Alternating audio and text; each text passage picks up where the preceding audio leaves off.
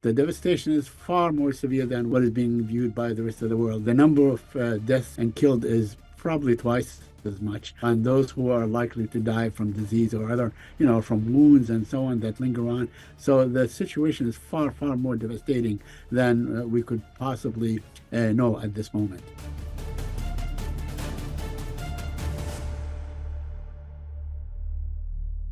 Welcome to Undercurrents, our daily news show from Unheard's Washington Bureau. Today's guests are Ryan Grim and Said Arikat. Subscribe here wherever you get your podcasts and over at undercurrents.tv for the full premium experience of the show.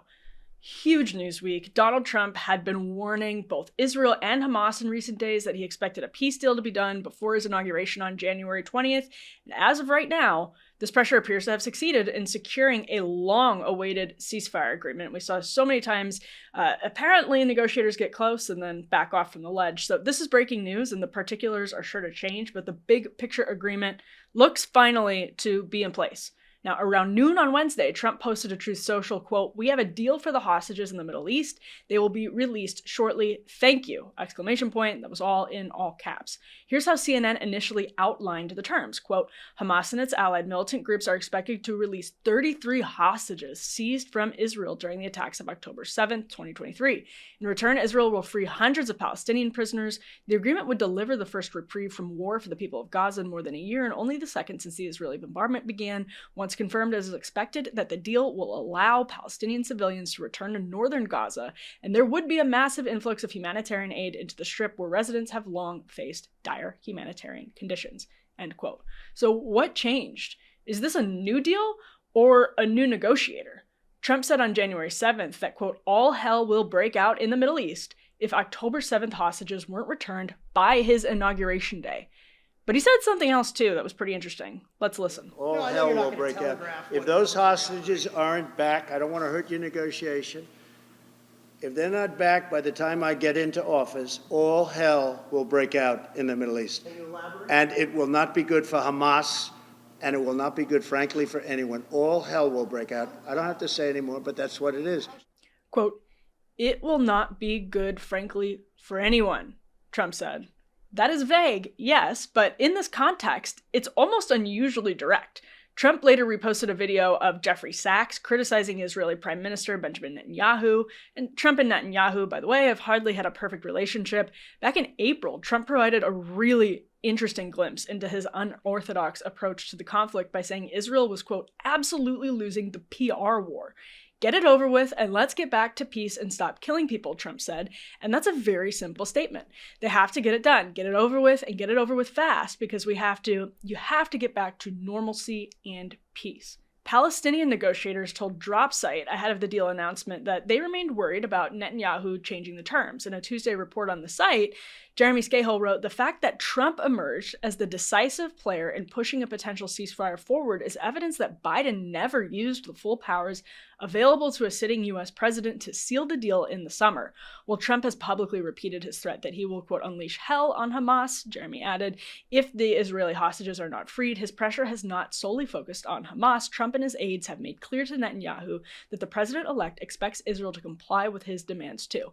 And maybe that's what changed. Maybe that's why it looks like the football isn't about to be pulled out again. This raises many, many political and moral questions. Did Biden get rolled by Israel? Did Israel sufficiently defeat and destroy Hamas? And if so, at what cost? In the frenzied outbreak of news, I was lucky enough to steal some time from Ryan Grim of Dropsite and Palestinian journalist Said Arikat, who were actually awaiting remarks from Biden in the bowels of the State Department. So if you find yourself generally more supportive of Israel, Ryan and Said are fairly controversial probably to you. Their perspectives often do get shut out of legacy media discourse, and even more importantly, they're both extremely well-sourced in this conflict. So even if you disagree with them, as I do on some points, they have plenty of original journalism to share with us. Again, it was a really good opportunity to just get a slice of their time on such a busy day, literally as they were awaiting remarks in the bowels of the State Department. So let's get right to it. Ryan and Said, thank you so much for being here. Thank you. My pleasure. Okay, so we are right now learning a lot more. This is breaking news. Stories sure to change over the next few hours. We're waiting for the president to speak and more to come. But what can both of you tell us? Maybe just like both of your top lines from this story as it's developing about the ceasefire, big takeaways that we know as of right now. Yeah, we're here in the State Department. Joe Biden is about to speak, right? What have you been hearing so far? This is breaking as we speak. Well, hi, Emily. What we have heard so far that Hamas turned the answer, a positive answer that they have agreed to the deal.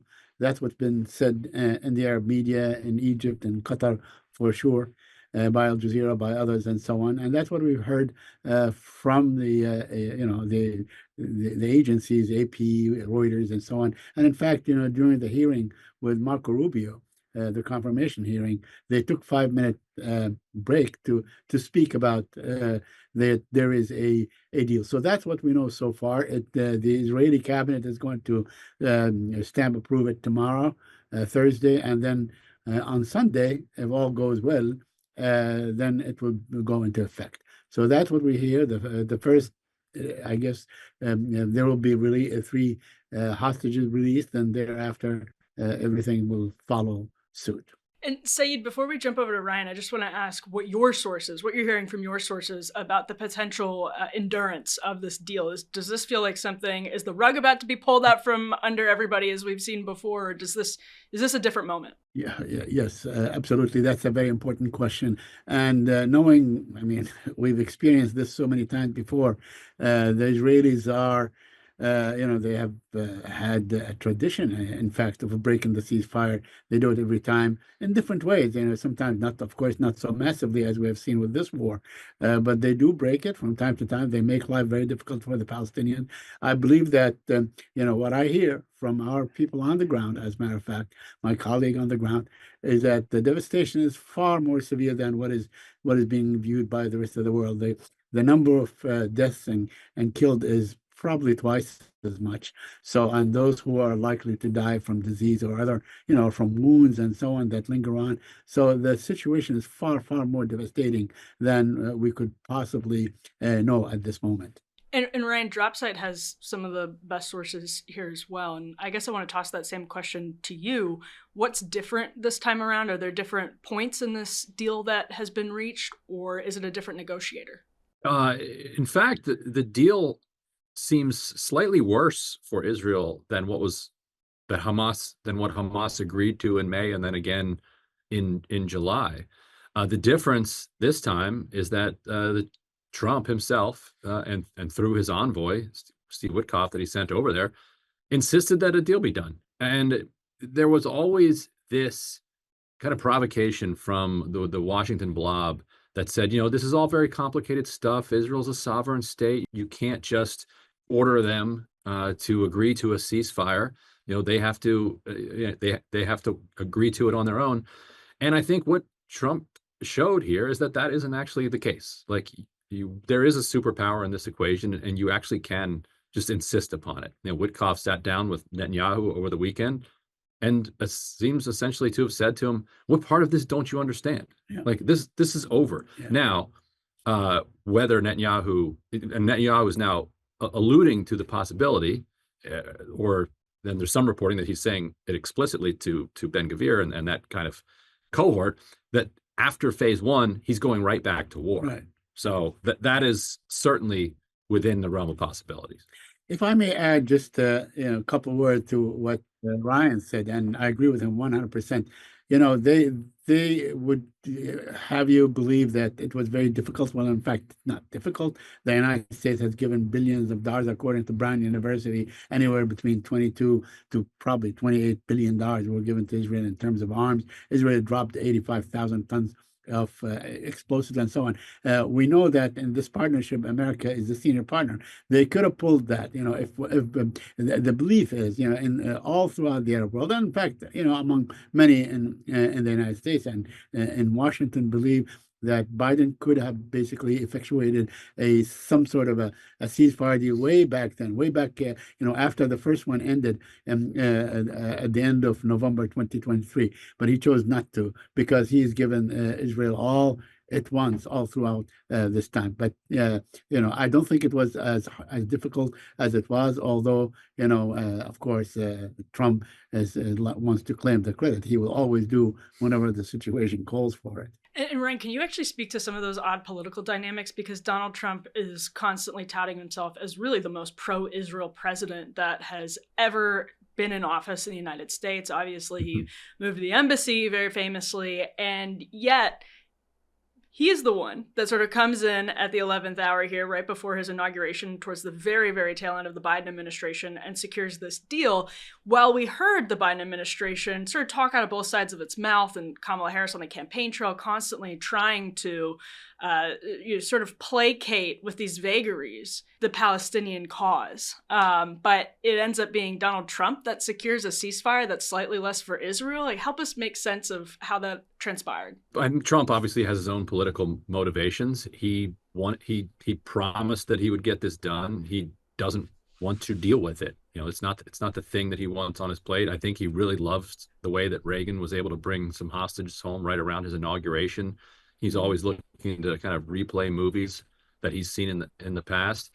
And, you know, I think this just puts a fine point on the absurdity that was the Biden policy of saying that they were working tirelessly toward a ceasefire while providing the weapons for the ceasefire. I mean, you heard Ilhan Omar often just kind of make fun of the whole idea, like, just stop sending the weapons. Yes, like, this is not that complicated. You're the ones that are arming the guys you're trying to get to stop using arms. Right, exactly. Saeed, do you have thoughts on that to add? Yeah, definitely. I mean, look, in America, as you know, the saying goes, we have one administration at a time. They still have the president of the United States wields a great deal of power. Probably the most powerful person on earth. He could have imposed that ceasefire early on, but he chose not to.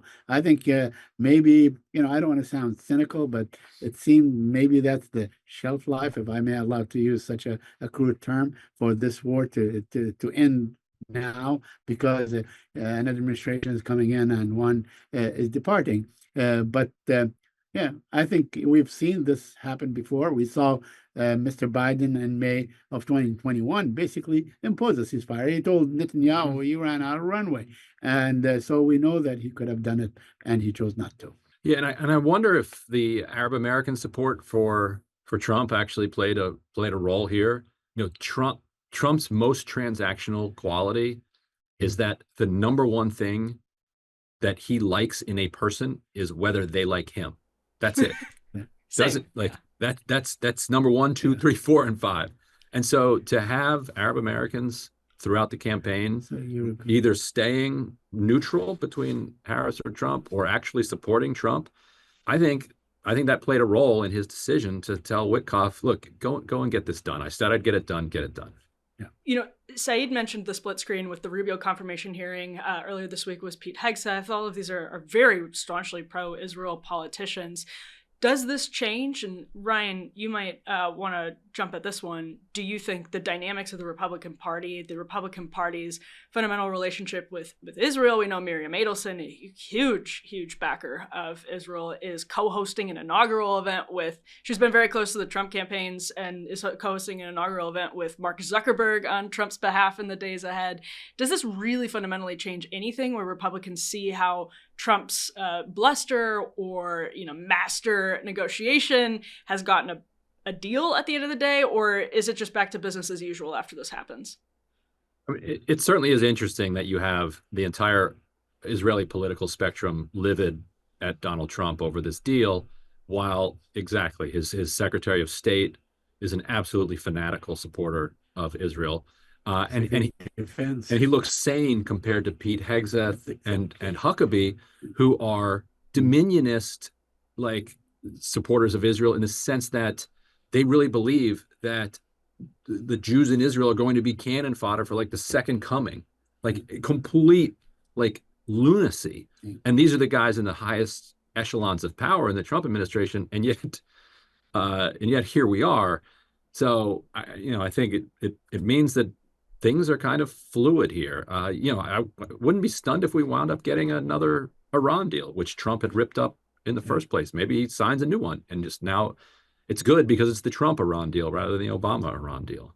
And just on this last one, I think it's quite possible, because we saw the Iranian president yesterday give an interview to NBC, and he basically is saying, look, I want to be on your good side, guys. Yeah. So yeah, we could be looking at another deal, with Iran. Right, and then it tests, someone like Mike Huckabee's loyalty to Donald Trump versus his loyalty to the cause of Israeli sovereignty and all of that, which would be an interesting mix. His loyalty to the apocalypse. Yeah.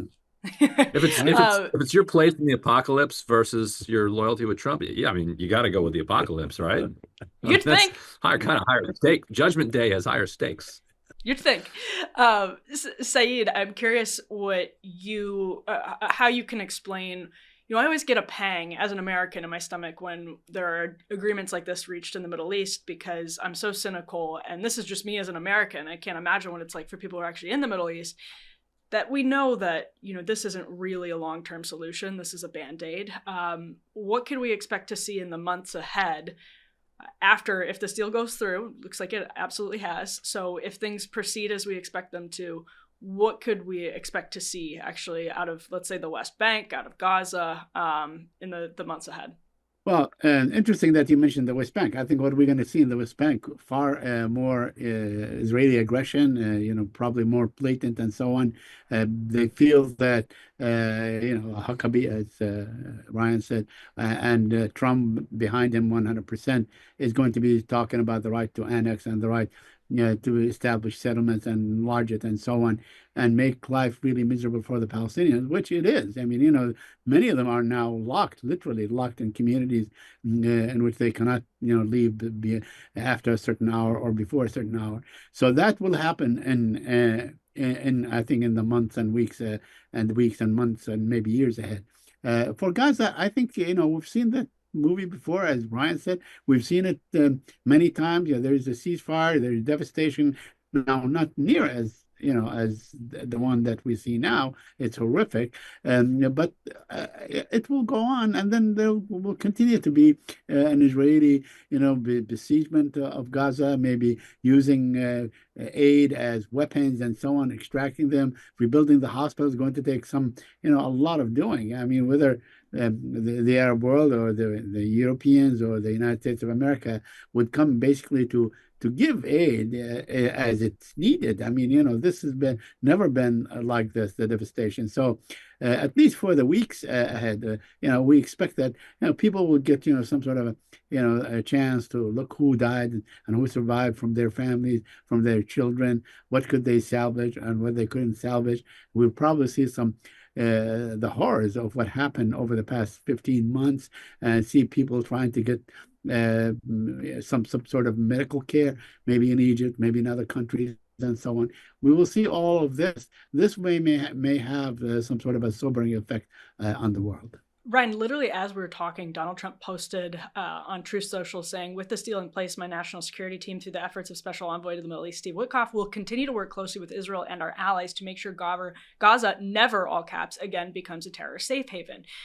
You and I have talked a lot, as everyone has really, over the last year and a half, about the entanglement of things like UNRWA with, given how fundamental they are to just the basic structure of life in Gaza, with militants, with Hamas. And I guess when I imagine what that would look like, I'm curious if you think that will actually have a really deleterious effect on humanitarian outreach in Gaza. Does working closely with Israel and our allies to make sure Gaza never again becomes a terrorist safe haven mean disrupting humanitarian efforts, as we've seen some Republicans push in the past?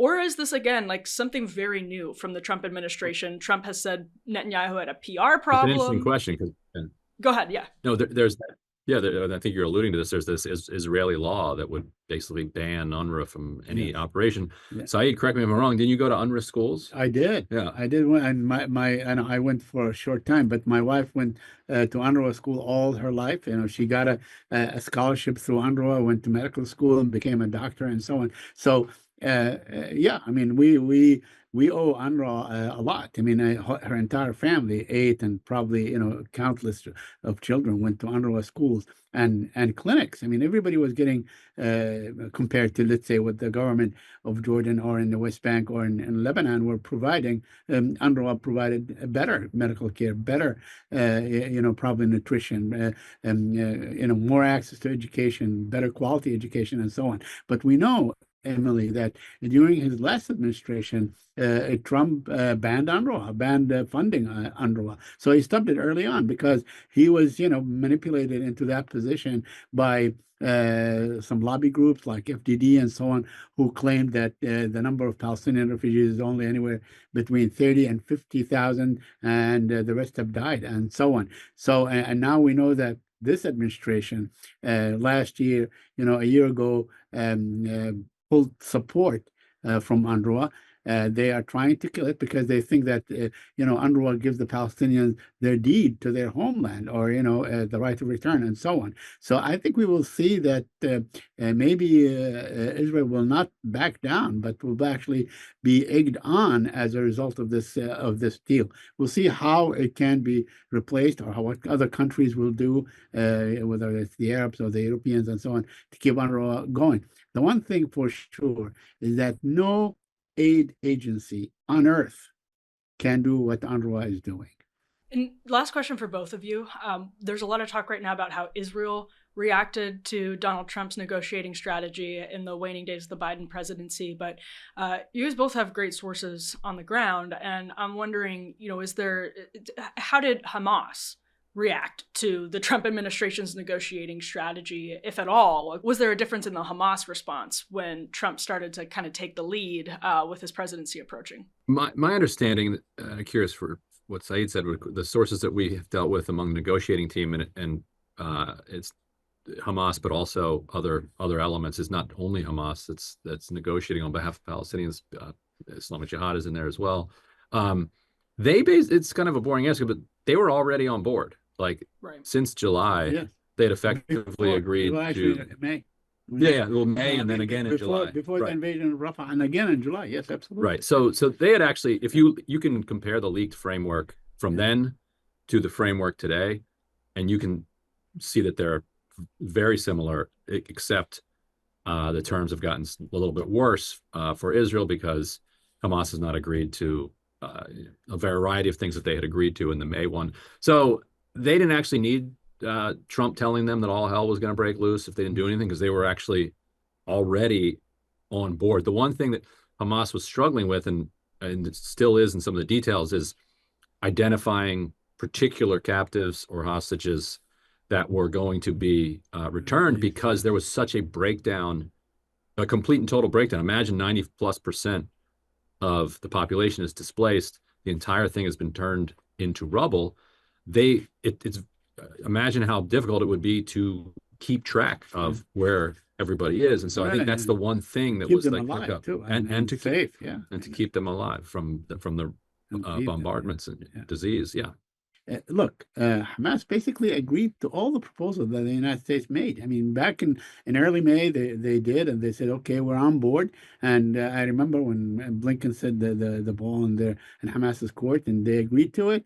And then Israel invaded Rafah on May 6th. Then again, the president made a speech on May 31 and said, look, I have a deal. It's at hand, and it's an Israeli deal, as a matter of fact. And then Hamas agreed to it, but they went and basically assassinated the Hamas leader, Ismail Haniyeh, and so on. So Hamas has been on board all along. I don't think that they were basically affected by Trump in one way or another. I mean, they are not going to be, they're not scared of what his statement of having hell to pay or something like this, as he said, because they are, it's already paying anyway. It is already paid, and so on. But definitely they're interested in a deal, and that's what we have seen come to pass, because they wanted the deal all along. Well, thank you both for the slice of your time. It's very, very generous slice of your time on what is a busy day as we await more from President Biden and Donald Trump. We appreciate your time, Ryan and Said. Always good to chat, Emily. Thank you, Emily. And, I said at the beginning of the conversation, or actually really of the episode, that there are some points I disagree with Ryan on and Said on probably as well, though this was the first time I actually met Said and haven't had as many conversations with him as I have had with Ryan over the past year and a half, and actually even longer than that. But when I think about one of those points, it's the argument I think we're going to hear more and more out of Israel in the days ahead, that actually the difference between then and now, the difference between prior deals and now, is that they were able to wreak more havoc on Hamas and on Hamas's allied group Hezbollah in the months since, point A and point B. And, honestly, this is not my area of expertise, and I always try to make that very clear, but I do find that to be a compelling argument. On the other hand, the head of the State Department under Biden, Antony Blinken, recently said, actually in an argument where he was, or in remarks where he was trying to argue on Israel's behalf, what he said basically is that that Hamas has, I guess, recruited, I think was the word he used, more militants than it's lost.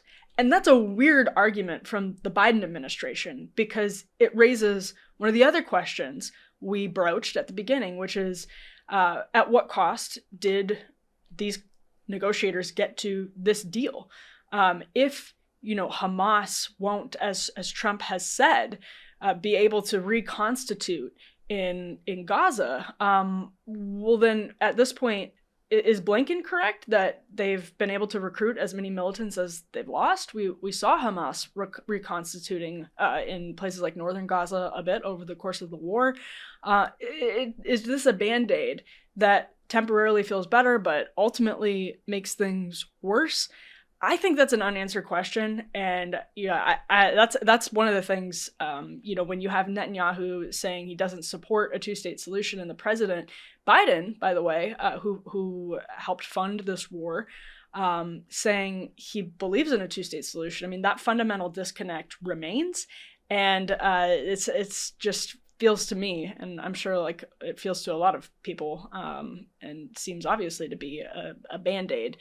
But what the remaining question is whether it's a Band-Aid that ultimately kind of worsens the wound. I'm not confident saying yes or no to that yet, but it's certainly, I think, the critical question to ask in the days ahead. Thank you for watching this episode of Undercurrents. Make sure to subscribe here on the YouTube channel. Subscribe wherever you get your podcasts. We are on all audio podcast platforms. If you're like me and you like to listen, make sure to subscribe there. And of course, we have a premium experience available over at undercurrents.tv where you get at least one paywalled episode a week. So make sure to tune in there as well. Thank you so much, and we'll be back with more Undercurrents soon.